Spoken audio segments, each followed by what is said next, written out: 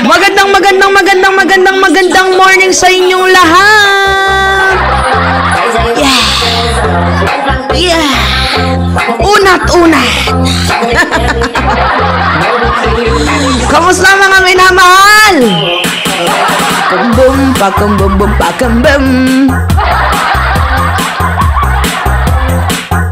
Hoy, kahit si Mima naninibago sa kanyang lifestyle. Wala kasi ako ngayon sa aking studio. Pagtiisan nyo na yung background natin ngayon, ha? Ba't ako napapasayaw? Stop nyo yung song. Ba't ganan?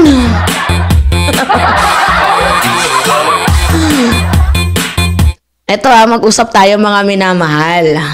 Kasi meron na naman panibagong lyrics.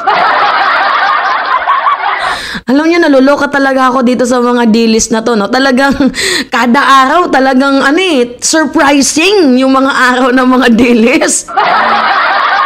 Hindi sila nauubusan, guys, ng topic.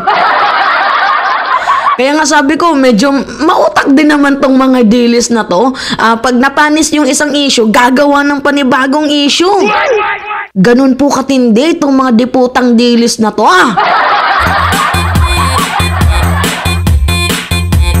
Hindi ganito mga minamahal. So, after ng kay Morales, medyo nagtagal yung kay Morales, no? Sabi na lang natin, mga 2 linggo.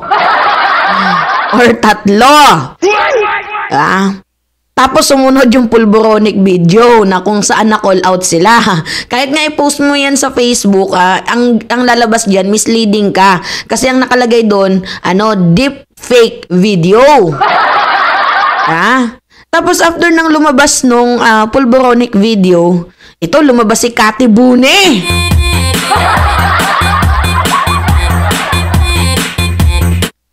Biruin nyo yun. Diba, meron na kayong professional liar, meron pa kayong bune. Sana all, pati mga higad nandyan na sa inyo. Uy, sabi nga nila, same feather, flocks together. Nakita nyo naman yung babaeng Duterte, diba? Higad din.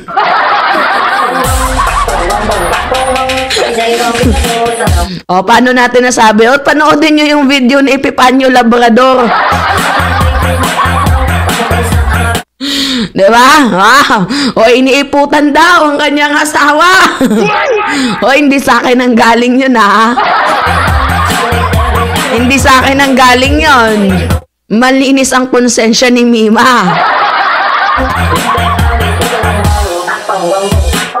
So, after ng kay Morales, may deepfake, tapos kay Kati Bune. Tapos ngayon, kay Pulong na naman. Putangin na ninyo, sana all! Ito, basahin ko sa inyo yung balita. Ito yung pinapalabas ng mga yawa. So, mayroong post. May para-post ba sila? Sabi dito, mahalin natin ang Pilipinas. Post po, yan po yung page ng mga gago. Yan po yung page ng mga diles.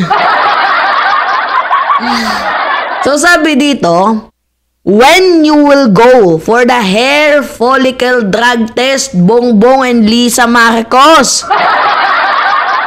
So, nag-a-ask ba sila kung kailan daw ba magpa-hair follicle test itong si First Lady at itong si itong si PBBM? Ba't nyo pa hinihingi yung hair follicle test nila? Di ba sabi nyo addict na sila? Di ba kayo na din nagsabi bangag sila? Ba't nyo pa hinihingi? Talagang utak ninyo may ubo din, no? Diba? Sana hindi na kayo pamarisan, no? Bobo ninyo. Sabi dito, this is the video of the hair follicle drug test taken at St. Luke's. Kaninong drug test yan? Kay Pulong. Pero mamaya mga minamahal, mayroon tayong pasabog dyan. Kasi fake news po talaga sila. Sabi dito, so comprehensive drug test result of Paulo Duterte negative for the use of shabu, cocaine, and heroin. Hoy, i-edit ninyo yung ano ninyo. Kasi alam nyo kung bakit? Fake news po kasi yan, mga minamahal. Alam nyo kung bakit? Siguro mga outdated tong mga yawang to. Ngayon nyo lang to nakita, itong hair follicle test ni Pulong. Alam nyo guys, yung hair follicle test, naglalas lang po yan for 90 days. O, sabi na lang natin, nagpa-hair follicle test gumamit kunyari si Mima. Ano petsa ngayon? August, September, October, November. Pag November, negative na yan si Mima sa hair follicle test. Kung magpapa-hair follicle test ako after 3 months. Pag sa urine, 7 days lang po yan. So ngayon mga minamahal, ano yung fake news dito? Ito pakita ko sa inyo. Sabi dito, Paulo Duterte's drug test yields negative result. Ako hindi ko naman tinatanggi. Totoo nga naman, negative itong si Paulo. Negative siya, pero ang tanong, kailan nangyari itong hair follicle test niya? So, pasensya na mga minamahal, nalobat kasi yung sound card ko. So, ginagamit ko ngayon yung mic. Yung mic natin na Boya, na kung saan, hindi ko din makita kung nasaan yung pinaka-head nito. Pero as long as naririnig nyo naman yung boses ko, kiri-boom-boom na. So anyway, ito wala muna tayong mga sound effect ba yan? Kasi pang matagalan yung sound effect syempre gusto nyo madalian, 'di ba? Kasi vlog lang naman. So ngayon, itong nakikita ninyo hair follicle test ni Paulo Duterte, hindi po yan nangyari kahapon lamang.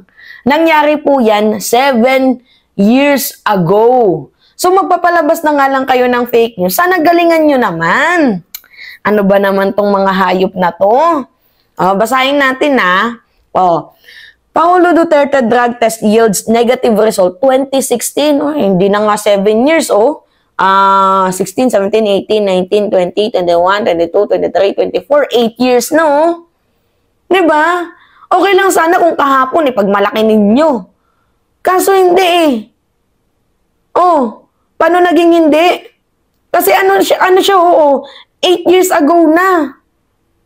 Invalid na po yung result nun. Davao City Mayor Paulo Duterte recently underwent a comprehensive drug test and have obtained negative result. Yan negative siya, pero taong 2016. Hindi po yan yung kahapon lang. 2016 pa po yan. Kaya ano yung pinagmamalaki ng mga yawang to? Ay, utak niya may ubo. Nakakaloka mga minamahal. Promise. Nakakaloka talaga. Kahit nga din ako na-stress ako Nakakaloka sa totoo lang. Huwag kayong ganyan, yung gagawa kayo ng fake news. Huwag ganun. Nakakatawa kayong nakakatawa kayong tingnan. Kadiri. Diba, mga minamahal? Debunk na naman sila sa kanilang mga statement.